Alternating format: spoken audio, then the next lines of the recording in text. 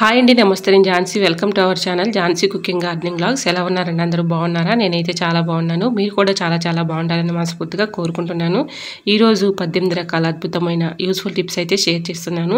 వీడియోని ఎక్కడ కూడా స్కిప్ చేయకుండా చివరి వరకు చూసి వీడియో నచ్చితే చిన్న లైక్ చేయండి ఫ్రెండ్స్. ఫస్ట్ టైం మన ఛానల్ ఎవరైనా చూస్తుంటే ప్లీజ్ అండి ప్రీవియస్ వీడియోస్ చూసి మీకు నచ్చితేనే ఛానల్ని సబ్స్క్రైబ్ చేసుకోండి. ఫస్ట్ టిప్ని తెలుసుకుందాం. ఇడ్లీ రవ్వ పాడవకుండా, పురుగు పట్టకుండా ఎక్కువ రోజులు స్టోర్ ఉండాలంటే ఇలా ట్రై చేయండి. ఇడ్లీ రవ్వ డబ్బాలో స్టోర్ చేసుకునేటప్పుడు ఎండుమిర్చి తొడుముల్ని ఇలా ఇడ్లీ రవ్వలో వేసేసుకున్నాం అనుకోండి, పురుగు రాకుండా పాడైపోకుండా ఎక్కువ రోజులు స్టోర్ ఉంటుంది. సో యూజ్ అవుతుంది అనుకుంటే తప్పకుండా ట్రై చేయండి. మరొక యూస్ఫుల్ టిప్ తెలుసుకునే ముందు చిన్న రిక్వెస్ట్ అండి, మన ఛానల్ ఎవరైనా ఫస్ట్ టైం చూస్తున్నట్లయితే ప్లీజ్ అండి ప్రీవియస్ వీడియో చూసి మీకు నచ్చితే ఛానల్ని సబ్స్క్రైబ్ చేసుకోండి. ఈ రోజు పెళ్లి రోజు, పుట్టినరోజు జరుపుకున్న ప్రతి ఒక్కరికి కూడా హార్ట్ఫుల్ కంగ్రాట్స్ అండి. Many more happiness of the day. ఇలాంటి పెళ్లి రోజులు, పుట్టినరోజులు ఎన్నో జరుపుకోవాలని మనస్ఫూర్తిగా కోరుకుంటున్నాను. సెకండ్ టిప్ని తెలుసుకుందాం. ఏదైనా ఒక ప్లాస్టిక్ కంటైనర్ తీసుకుని దానిలో అయితే ఇలా సాల్ట్ కానీ రాళ్ళుప్పు కానీ ఏదైనా ఒక గుప్పుడు తీసుకుని దానిపైన ఇలా షాంపూ వేసేసి కిచెన్లో ఎక్కడైనా ఒక చోట పెట్టుకున్నాం అనుకోండి, వీటి ఘాటుకి స్మెల్కి దోమలు కానీ చిన్న పురుగులు కానీ అలాంటివి రాకుండా ఉంటాయండి. ఇలాంటివి వచ్చినప్పుడు కిచెన్లో చాలా ఇబ్బంది పడుతూ ఉంటాం కదండి. ఇలా ట్రై చేయండి, చాలా బాగా వర్క్ అవుతుంది. టిప్ నెంబర్ 3, పాలు మనం తోడు పెట్టుకుంటూ ఉంటాం కదండి. చలికాలంలో ఒక్కోసారి పెరుగు తోడుకోక చాలా ఇబ్బంది పడిపోతూ ఉంటాము. అటువంటి ఇబ్బంది లేకుండా ఉండాలి అంటే ఇలా ట్రై చేయండి. ఇలా పాలు తోడు పెట్టుకునేటప్పుడు గోరువెచ్చలుగా ఉన్నప్పుడే పెరుగు తోడు వేసుకొని కింద ఫ్లోర్ మీద అలానే పెట్టేయకుండా ఏదైనా ఒక ప్లేట్ పెట్టుకుని తర్వాత బరువు లాంటిది ఒక ప్లేట్ పెట్టుకున్నాం అనుకోండి, పెరుగు ఒక 1 అవర్ లోపల తోడుకుంటుంది. సో యూజ్ అవుతుంది అనుకుంటే ట్రై చేయండి. టిప్ నెంబర్ 4, ఏదైనా ఒక బౌల్ తీసుకొని దానిలో ఆనియన్స్ని అయితే ఈ విధంగా కట్ చేసుకోవాలండి. ఇలా కట్ చేసుకున్న ఆనియన్స్లో కొంచెం పేస్ట్ అయితే వేసుకోవాలండి. మనం యూజ్ చేసుకునే పేస్ట్ ఏదైనా కూడా వేసుకోవచ్చు.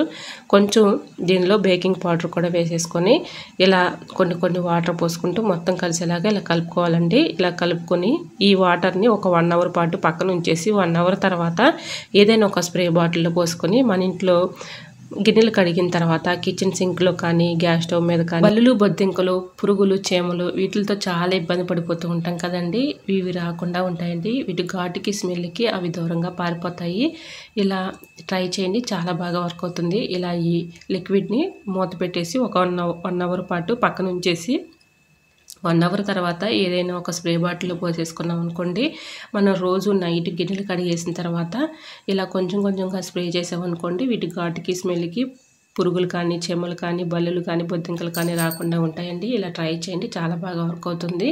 మనం బొద్దింకలు, బల్లులు ఎక్కువగా నీచు స్మెల్కి వస్తూ ఉంటాయండి. ఒక్కోసారి మనం గిన్నెలు కడగకుండా పక్కన సింకులో పెట్టేస్తూ ఉంటాము. వాటి నీచు స్మెల్కి ఎక్కువగా బల్లులు, బొద్దింకలు వచ్చే ఛాన్స్ అయితే ఉంటుందండి. ఎక్కువగా మనం నైట్ గిన్నెలు కడిగేటట్లుగా చూసుకోవాలండి. ఎందుకంటే మన కిచెన్ సింకులు అలానే ఉంచేస్తే బల్లులు, బొద్దింకలు ఎక్కువగా వచ్చేస్తాయి.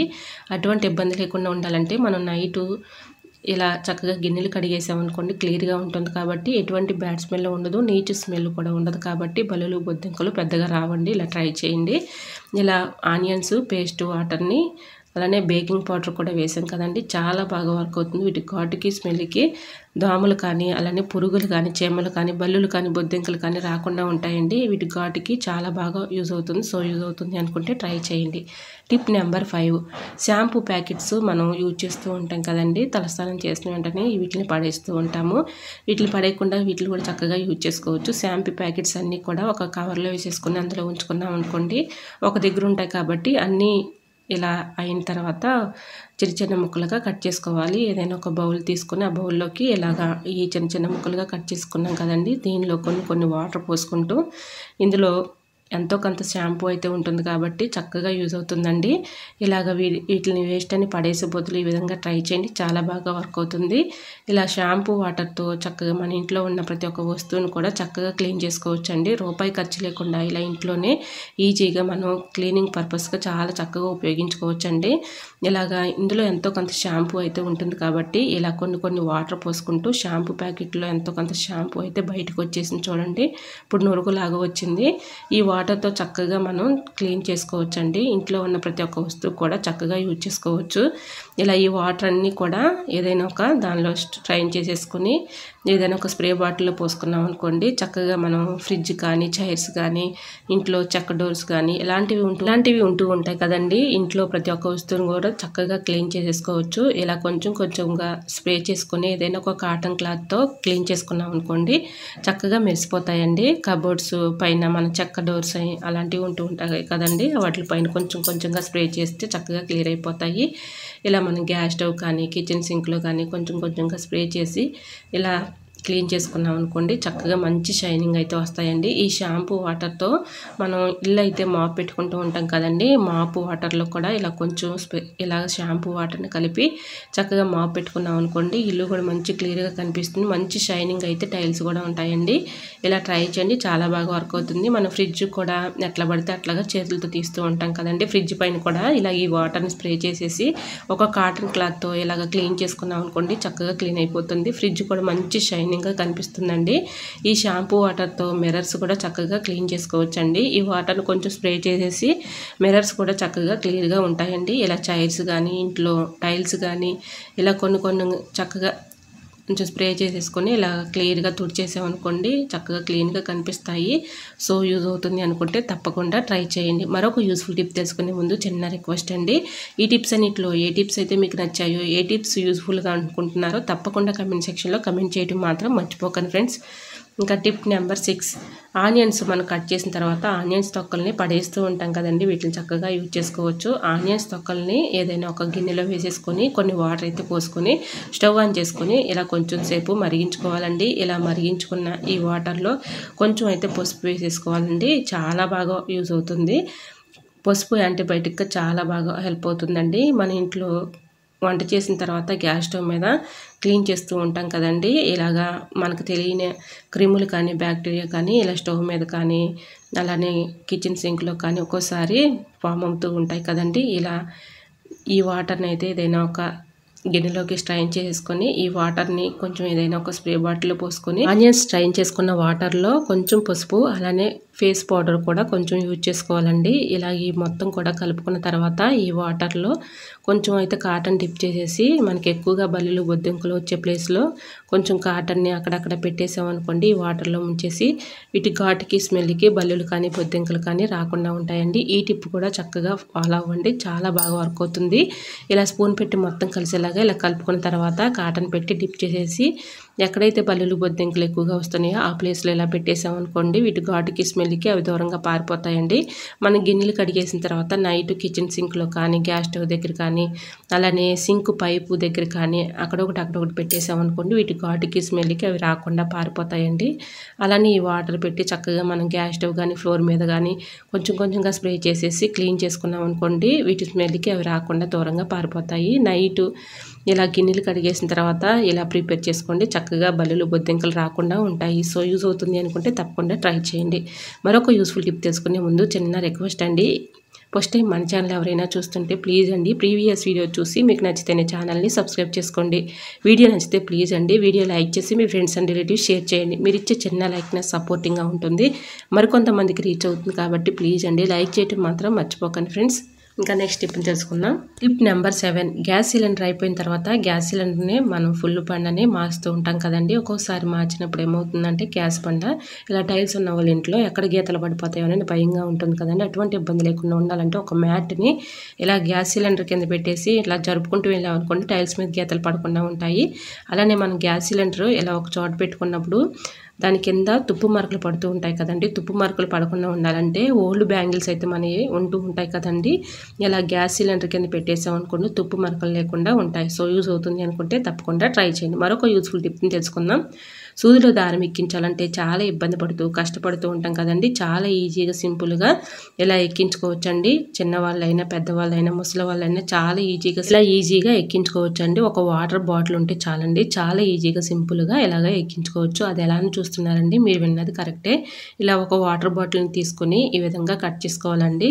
ఇలా నేను వీడియోలో చూపించిన విధంగా ఇలా కట్ చేసేసుకొని కొంచెం అయితే ఇలాగ వాటర్ బాటిల్ దగ్గర కొంచెం ఒక టగ్ లాగా ఇచ్చుకోవాలంటే అంటే కొంచెం ఒక ఘాట్ లాగా పెట్టుకోవాలి. ఈ ఘాట్లోనికి థ్రెడ్ని అయితే పెట్టేసుకొని నీడిల్ దగ్గరికి చక్కగా ఈ విధంగా ముందుగా బాటిల్ని అయితే ఈ విధంగా బాటిల్ని కట్ చేసుకున్నాం కదండి, బాటిల్ని ఈ విధంగా నీడిల్ హోల్స్లో నుంచి పానిచ్చి ఇలాగా థ్రెడ్ని అయితే ఇలా వాటర్ బాటిల్ టగ్లో పెట్టాం కదండి, అంటే ఘాట్లో ఈ థ్రెడ్ని అయితే పెట్టాం కదండి. ఇప్పుడు ముందుగా నీడిల్లోనికి ఇలాగ వాటర్ బాటిల్ అయితే పోనిచ్చేసామనుకోండి, ఇలా వాటర్ బాటిల్ టగ్లో ఇలాగా థ్రెడ్ని అయితే పెట్టాం కాబట్టి ఈ విధంగా థ్రెడ్ ఈజీగా వచ్చేస్తుందండి. ఎక్కువగా కష్టపడే పని లేకుండా చిన్నవాళ్ళైనా, పెద్దవాళ్ళైనా, పిల్లలైనా, ముసలి వాళ్ళైనా చాలా చక్కగా ఈ విధంగా నీడిల్లోనికి దారం అయితే ఎక్కించుకోవచ్చండి.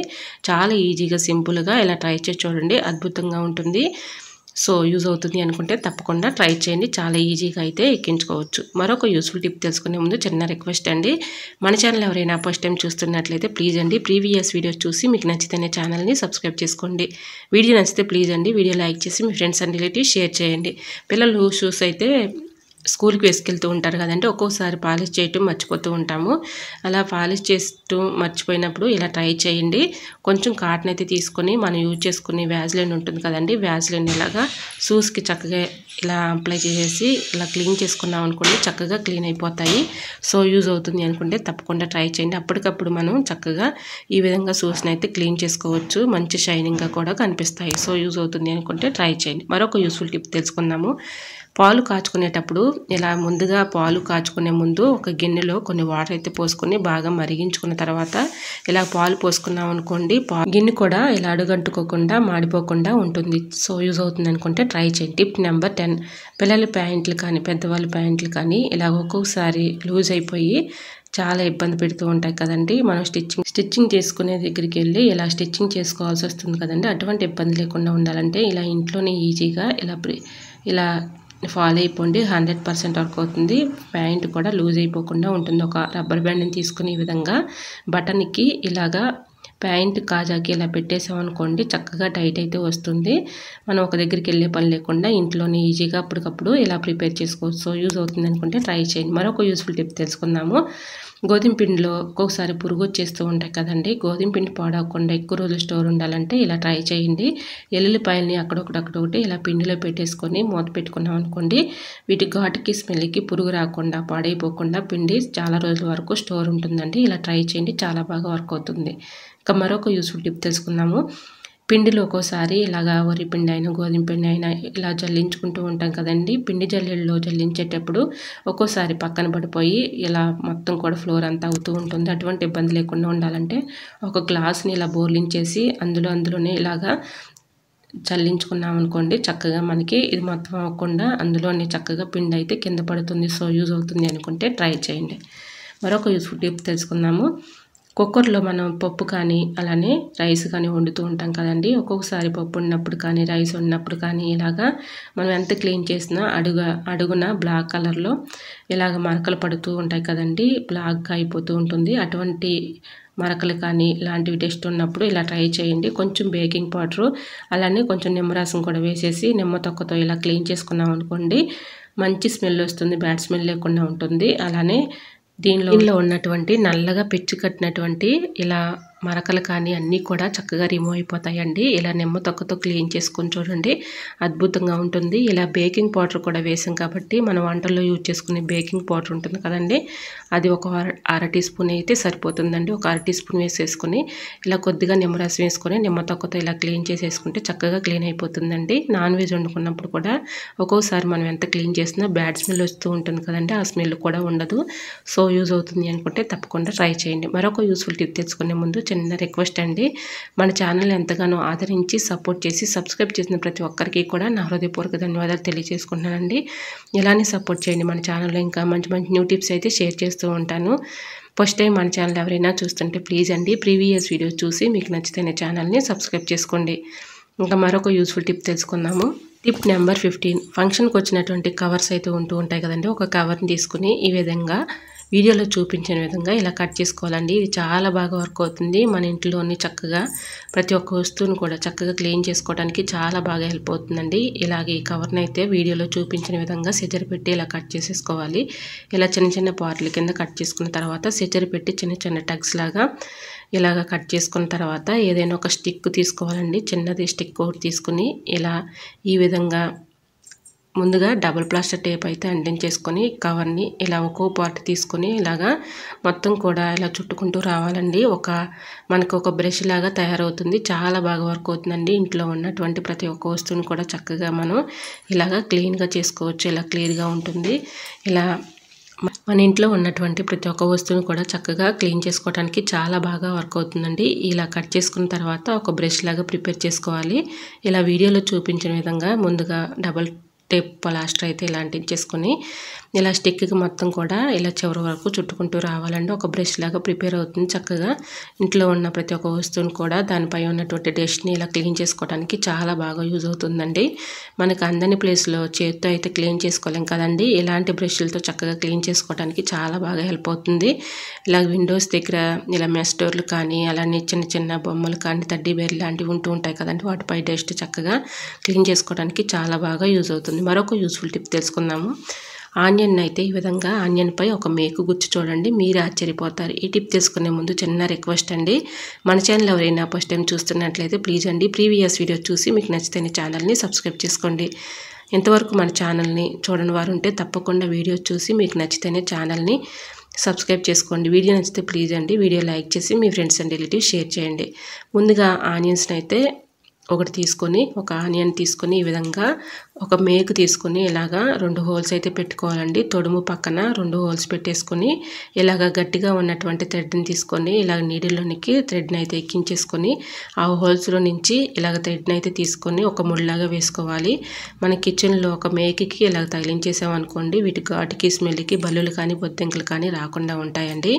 ఇలా కిచెన్లో ఒక దగ్గర ఒక మేకి తగిలించేసామనుకోండి చక్కగా వీటి ఘాటుకి స్మెల్కి అవి రాకుండా దూరంగా పారిపోతాయి. సో యూజ్ అవుతుంది అనుకుంటే తప్పకుండా ట్రై చేయండి. మరొక యూజ్ఫుల్ టిప్ తెలుసుకుందాము. ఏదైనా ఒక గిన్నె తీసుకుని ఆ గిన్నెలో కొన్ని వాటర్ అయితే కొంచెం సాల్ట్ వాటర్ కలుపుకోవాలండి. దోశలు పోసుకున్నప్పుడు ఒక్కోసారి దోశలు సరిగా రానప్పుడు ఇలా ట్రై చేయండి. దోశల పెనంపై కొంచెం సాల్ట్ వాటర్ పోసేసి తర్వాత ఆయిల్ వేసుకొని శుభ్రంగా కాటన్ క్లాత్ తుడుచుకున్న తర్వాత ఇలాగా దోశలు పోసుకున్నాం. దోశలు చక్కగా వస్తాయి. సో యూజ్ అవుతుంది అనుకుంటే తప్పకుండా ట్రై చేయండి. మీకు ఈ వీడియో నచ్చింది అనుకుంటున్నా. నచ్చితే మాత్రం ప్లీజ్ అండి వీడియో లైక్ చేసి మీ ఫ్రెండ్స్ అండ్ రిలేటివ్స్ షేర్ చేయండి. ఈ టిప్స్ అన్నిట్లో ఏ టిప్స్ అయితే మీకు బాగా నచ్చాయో ఏ టిప్స్ యూజ్ఫుల్గా ఉన్నాయో తప్పకుండా కమెంట్ సెక్షన్లో కమెంట్ చేయడం మాత్రం మర్చిపోకండి ఫ్రెండ్స్. ఓకేనండి మరికొన్ని టిప్స్తో మళ్ళీ మీ ముందుకు వచ్చేస్తాను. అంతవరకు బాయ్. అందరూ బాగుండాలి అందులో నేను ఉండాలని ఆశిస్తూ నేను మీ Jhansi. Thanks for watching. Bye bye.